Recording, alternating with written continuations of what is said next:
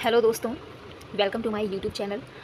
आज हम देखेंगे लिरिकल पोइट्री या फिर हम कह सकते हैं लिरिकल पोएम एग्जांपल्स। ठीक है, कल मैंने आपको लिरिक के बारे में समझाया था।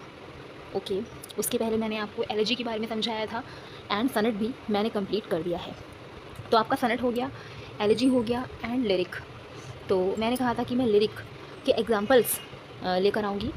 तो ये भी मैंने बताया था कि लिरिक के एग्जांपल्स को सेट करना बहुत ही डिफ़िकल्ट है, क्योंकि लिरिक एक ऐसी फॉर्म है जो किसी भी पोएम में सिंगल नहीं यूज़ हो सकती। ठीक है, एक ऐसी फॉर्म होती है।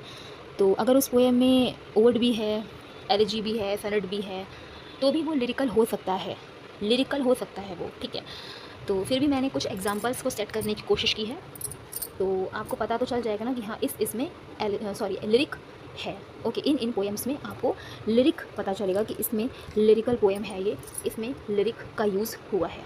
ठीक है, क्या कैरेक्टरिस्टिक्स होती हैं लिरिक की कि म्यूज़िकल कंपोजिशन होना चाहिए, वन सिंगल इमोशन होना चाहिए, सिंगल स्पीकर होना चाहिए। ठीक है, ये जो कैरेक्टरिस्टिक्स हैं ये लिरिक की हैं। ठीक है, बहुत लेंदी नहीं होना चाहिए। लिरिक जो होती है वो एक शॉर्ट पोएम होती है एंड म्यूज़िकल कंपोजिशन होता है। ठीक है, तो इतना हमने पढ़ लिया था अबाउट लिरिक। ठीक है, तो कुछ एग्जांपल्स हम लिरिक के देखते हैं। ओके, और आप लोग भी अपने अकॉर्डिंग इसके एग्जांपल्स को देख सकते हैं। जब आप पोएम पढ़ेंगे तो आपको पता चलेगा कि हाँ इसमें लिरिक का यूज़ हुआ है या ये लिरिक है। ओके, चलिए स्टार्ट करते हैं। सनट 18 बाय विलियम शेक्सपियर। जो विलियम शेक्सपियर का सनट नंबर 18 है, इसमें लिरिक का यूज़ हुआ है। ये एक लिरिकल पोएम है। ठीक है, जिसकी स्टार्टिंग होती है shall I compare thee to a summer day. Okay, ये एक लिरिकल पोएम है। हालांकि सनट है, 14 लाइन्स इसमें है, आइम्बिक पेंटामीटर है, बट लिरिकल भी है। यस, बी देखते हैं। सनट 43 बाय एलिजाबेथ बैरेट ब्राउनिंग का जो सनट नंबर 43 है, ये भी एक लिरिकल पोएम का एग्जाम्पल है। ये स्टार्ट होता है how do I love the. इतना तो आपने सुना होगा, how do I love the पढ़ा होगा कि एलिजाबेथ बैरेट ब्राउनिंग का सनट है एंड सनट नंबर 43 है। Let me count the ways, ये कुछ यहाँ से इसकी स्टार्टिंग होती है। ठीक है, तो ये आपका लिरिकल पोएम है।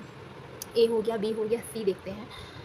सनट 19 बाय जॉन मिल्टन। जो सनट नंबर 19 है जॉन मिल्टन का, when I consider how my light is spent. Okay, when I consider how my light is spent, तो ये जॉन मिल्टन का है। इसमें भी आपको लिरिकल का एक एग्जाम्पल लिरिक आपको देखने को मिलेगा। ये भी एक लिरिकल पोएम कही जाती है। ओके, डी देखते हैं। ओ कैप्टन माई कैप्टन, ठीक है, बाय वॉल्ट विटमन। अब देखिए ये एक एलिजी भी है ना। O captain my captain, Walt Whitman ने अब्राहम लिंकन को मॉर्न करते हुए लिखा था उनकी डेथ पे। लेकिन यहाँ पे लिरिक भी है, क्योंकि मैंने बताया था कि लिरिक में या सरप्राइज़ होगा या ग्रीफ होगा या लव होगा, कोई भी आपको वन सिंगल इमोशन देखने को मिलेगा। ठीक है, तो यहाँ पे ग्रीफ का जो इमोशन है वो हमें देखने को मिलता है। And yes, this is also a lyrical poem, O captain my captain by Walt Whitman. And I have already told you that Walt Whitman is known as the father of free verse. Yes, after D, E is here. Okay, to an athlete dying young by A.E. Houseman. So it is also a lyrical poem. A.E. Houseman is a writer and his work is To an athlete dying young. It is a lyrical poem. It is example of lyric. Yes. F, in memoriam. I have already told about in memoriam. Okay, is written by A.L. Tennyson, means Alfred Lord Tennyson. Okay, and it is also the elegy. Yes, it is the elegy. It is not a pastoral elegy, but it is a elegy. Okay, because A.L. Tennyson wrote in memoriam, in the memory of Arthur Hallam. Okay, so it is the elegy. And in this poem, yes, we can see in this poem there is the use of lyric.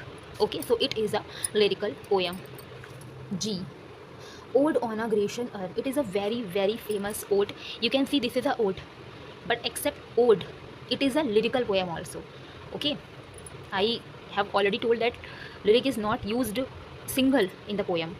Okay, it comes with many things, whatever sonnet, whatever ode. Okay, ode on a Grecian urn by John Keats, and John Keats is a romantic poet.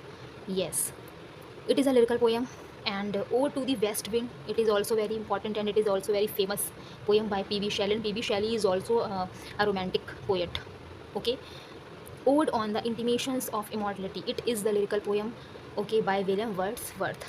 So these are the examples of lyrical poem. We can see there is a use of lyric.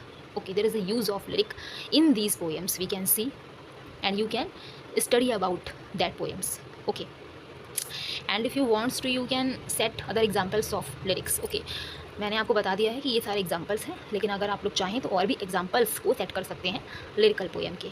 Okay, सो आज के लिए इतना ही. तो मिलते हैं next video में. And मैंने आपको sonnet, elegy and lyric complete करवा दिया है. एंड इसके बाद मैं आपको पढ़ाऊँगी ode. Yes, in subjective form ode is left. Okay, तो we will study about ode in the next video.